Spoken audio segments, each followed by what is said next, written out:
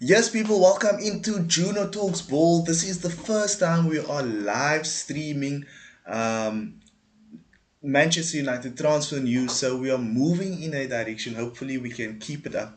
Anyway, I hope everybody's doing well. I hope everybody's getting ready for the game. I know obviously a lot of fans will be going to the game later today. Hopefully, we can get a win there. Um, it's a nervy time for Manchester United. You can't get ahead of yourself. You cannot get ahead of yourself. But I hope we walk away with like a 3-1 win at Old Trafford today. I think we need to hit in a few goals. We're definitely capable of it. We're definitely capable of it. The issue actually isn't in our attack. The issue is in our defense and our concentration in our defense and our tracking of our runners. Um, so hopefully, I'm actually hoping that Ten Hag plays. Obviously, Amrabat needs to be in the midfield, and then either Casemiro or Hannibal. Hannibal brings so much energy, guys. So much energy. Hannibal and Mount together in that midfield, from what I've seen this season, is quite crazy. It's actually one of my favorite. Um, and then with Amrabat behind them, I mean, I think we'll run the game. I think we'll run the midfield, and in previous seasons we haven't been winning our midfield battles, but I think Erik ten Hag is building a team where we're going to be winning our midfield battles, and I just think backing in Erik ten Hag is the correct thing. I mean, what you want to do, bring in another manager and another 3-year cycle, maybe even a 2-year or 1-year cycle. I mean, David Moyes he was there for one season. Um, Louis van Gaal was there for one season. Are you going to tell me Erik ten Hag, if you sack him now, is going to be here for a season and a half and we're going to go to another manager? I mean, seriously, guys, I don't have the energy. I don't have the energy for that, man. I just want to back this man. I want him to be here longer than some of these players that needs to leave with this weak mentality. I'd love Erik ten Hag to be here longer than them. I'd also love Erik ten Hag to be here longer than the Glazers. It's another reason to back them. To get all these snakes out of our clubs, man. All these snakes, get them out of our club. Anyway, so transfer news. Manchester United obviously has had issues. Erik ten Hag himself has had issues ever since coming into the club. The first issue that Erik ten Hag has had has been personnel issues. I mean, coming to mind, one is Ronaldo. Then he's had Rashford and Garnacho. We dealt with him in that first season, and well, at least last season, they both came out on top. Garnacho is now pushing on. Rashford, for some reason, this season isn't doing too well. Hopefully, he can find his form. Erik ten Hag is calling for the fans to give him more time. And then this season, I mean, Ronaldo was big, but the whole Sancho thing has just it's quite a nuisance. And I mean, it's in the middle of the season. At least Ronaldo was at the beginning of the season. Sancho is in the middle of the season, so it's quite a nuisance and quite a big distraction because obviously he still has friends within the squad. I saw a video couple of weeks, yeah, a YouTube short a couple of weeks back, um, where they basically, I'm not sure who was shooting the video, but the person that was shooting the video was asking Manchester United players like Mason Mount. They were in some hotel and he was asking Mason Mount, Marcus Rashford. I can't remember what else. It might have been like five players. I just can't remember. It was a couple of weeks back, and they were asking them like questions like, "Who's the best dressed? Who listens to the best music, etc., etc. Who's the funniest?" And Sancho's name came up a lot. Sancho's name came up quite a bit, and that just proves that he has friends in the dressing room. But Manchester United, we are a big club. As much as they are human beings, they are players for the club, and it is their job at the end of the day. So on Sancho, I think he just needs to get out, man. And the transfer news we're going to be speaking about regard Sancho. Anyway, let's get into the actual news and the actual reason of this video. So there is three signs that Erik ten Hag is looking at. The first one is Federico Chiesa. He plays for Juventus. He is going for about 43 million, which is about 50 million euros, and he's about 25 years old. He plays on the wing. Now this guy is the guy that's going to come in as a replacement for Sancho. Hopefully we can get him in. Obviously Eric Ten Hag wants more options in the wing positions. He does have, if you're looking at the wing positions now, he has Anthony, Rashford, and then he has, well, he had Sancho. Obviously, Sancho's not coming back. And then he has Ganacho and he has Palestri. So obviously, last season he didn't rotate the team that much. It was basically the same 11 right through in almost all competitions. I think I think he's learned from that, and I think he realizes he cannot do that again this season, especially if we're going to stay in these competitions. I mean, it doesn't look like we're going to stay in the Champions League, but you never know. We could stay. We could be like. Obviously, we're going to be in the Prem. Hopefully, we're going to go for the Carabao Cup and the FA Cup. I don't think it's going to be too good in the Prem this season, but imagine let's just paint the picture. We finish. Let's say we don't make top four, but we win the Carabao Cup and the FA Cup. I think that's a decent season. I mean, obviously you want to be in Champions League, but maybe even going into next season, we'll still have Europa League. But going into next season, I mean, you actually want him to be out of some of these competitions at this moment in time. I mean, I was saying a couple of weeks back that I want him to retain the Carabao Cup.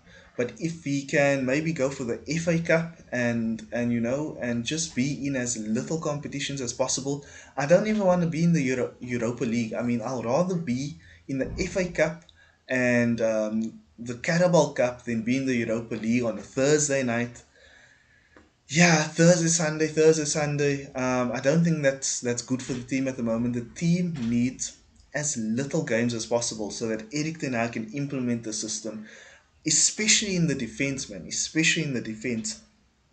So obviously, yeah. Let me get back to my point that I was saying. He obviously realizes, or I'm assuming that he realizes he cannot do that again. So he's trying to bring in another player from Juventus. And this is January, eh? So Sancho's going in January. He's speaking to many clubs in the Bundesliga. He's speaking to many clubs in the Bundesliga. And yeah, so we're looking to bring in Federico in January. Hopefully we sell Sancho, obviously, but it looks like it's going to be a loan to Borussia Dortmund. And then the next player, obviously, we've had so many injuries, guys. We've had so many injuries. We've had Varane, Shaw, Maguire's been injured, Regulon, and Malacia has also been injured. So we're actually looking to bring in another centre back who goes by the name of, I don't want to butcher this guy's name, Gon Goncalo um, Inacio. Goncalo Inacio is 22 years of age. His price, what's his price? Just hold on, guys. Let me just see.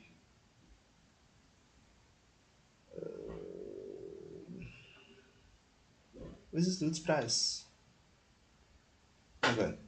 Yeah, so recently, he just signed a new contract at Sporting Lisbon, and originally his price was, his release clause was 39 million, and they upped it to 52 million.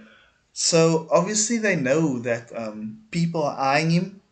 As far as I, oh, okay, as far as I know, um, as far as I know, Liverpool are interested in him, and there's two other clubs. There's two other clubs. I know Aston Villa, Liverpool, Aston Villa. Or am I getting the signings wrong? Let me just double check, guys. Sorry about. Okay, my bad. Yeah, so only Liverpool are interested in him. Only Liverpool is interested this guy's name. Inacio, the centre back, only Liverpool is interested in him. But Federico, Aston Villa is interested in him. Who else is interested in Federico? Aston Villa, Newcastle, Liverpool, and Manchester United. So Federico is hot property, and then Liverpool are also interested in Goncalo, Inacia.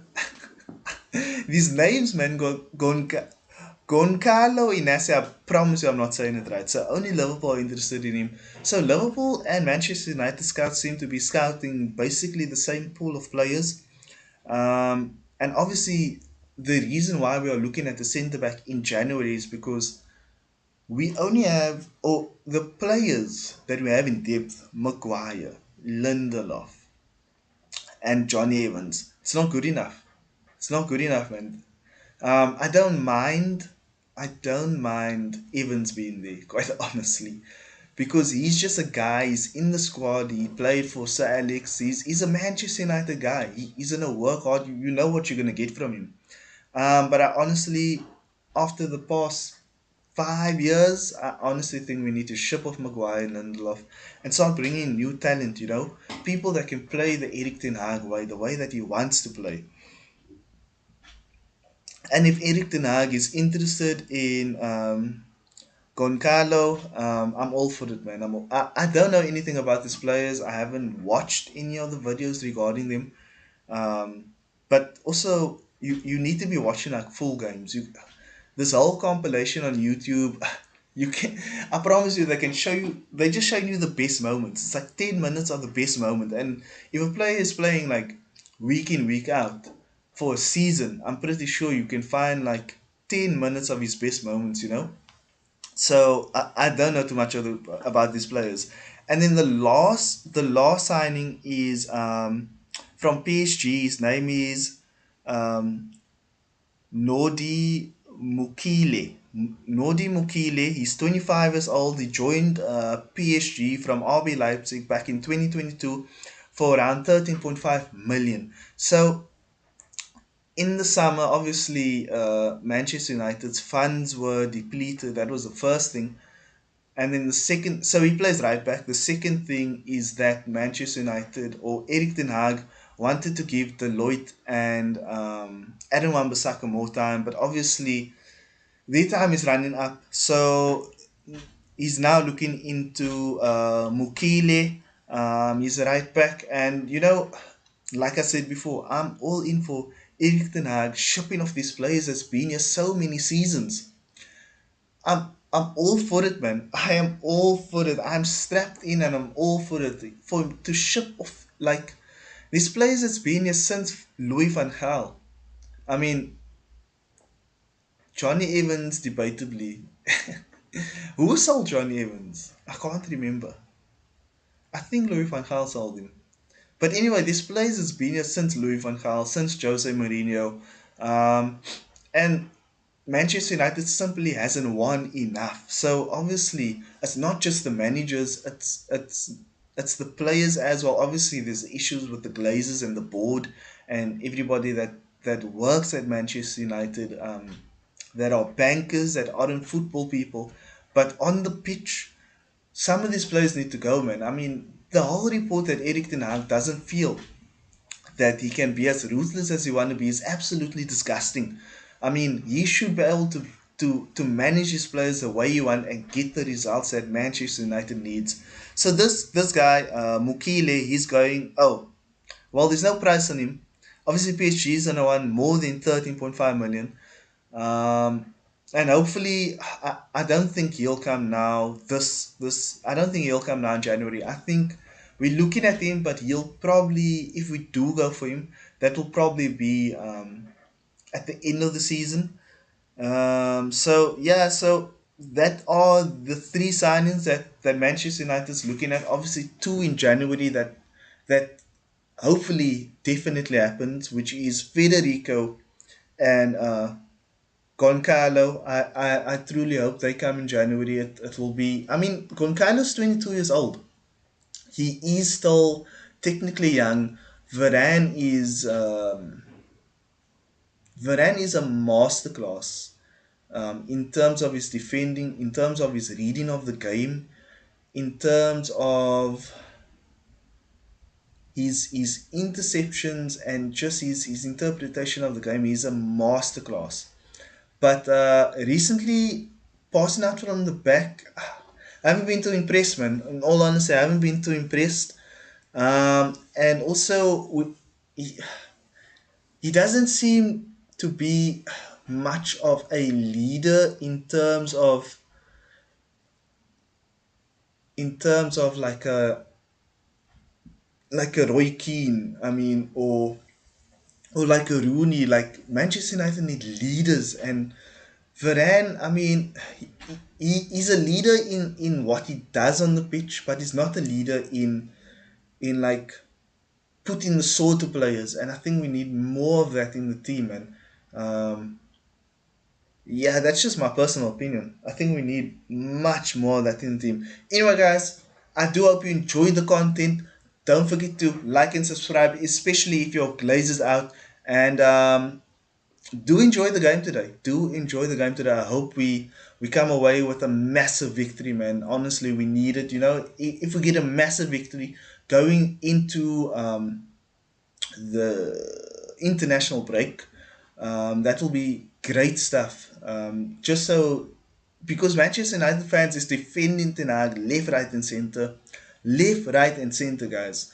We are defending Eric Ten Hag, and everybody else, rival fans, and there's a small group of Manchester United fans or so-called Manchester United fans, and obviously the media, they are all on him. The club is saying they're behind him. The most of the fans, like 99% of the fans, are behind him, and we are fighting for him, and we just want the team to fight for us in the return, you know. So yeah, that's all from me. I'll see you later. I don't know, shoot. I don't think I'm going to be doing a watch along one day soon, guys. One day soon, I'll be doing a watch along. Obviously, we're growing the channel. We are obviously going for the ultimate target. Ultimately, is to get 1,000 subscribers, but that so my goal is to get 1,000 subscribers by September of next year, September 2022. Hopefully we can get 1,000 subscribers, but obviously we need to work our way there. We need to work hard, man. And yeah, at the moment we are on, I think, 24. So please like and subscribe, man. You know, liking obviously pushes it out to more people, and if you subscribe, you're obviously getting me closer to that goal. You're getting us closer to that goal. And also, don't forget to check out. I'll be streaming. I'll probably be streaming actually after this. In a bit, I'll be streaming. Or is there any games on today? What's the early games? Before we go, what is the early games? I know Manchester United is kicking off at 3 o'clock UK time. Let me just see. I'm either gonna be streaming or I'm gonna be watching the game. So there is a game on at the moment.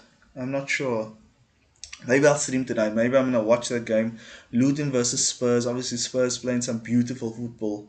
And then Manchester United kicks off a bit later. Yeah. I think I'm gonna watch the game. Anyway, guys, enjoy the football. Be safe and safety in numbers. Peace.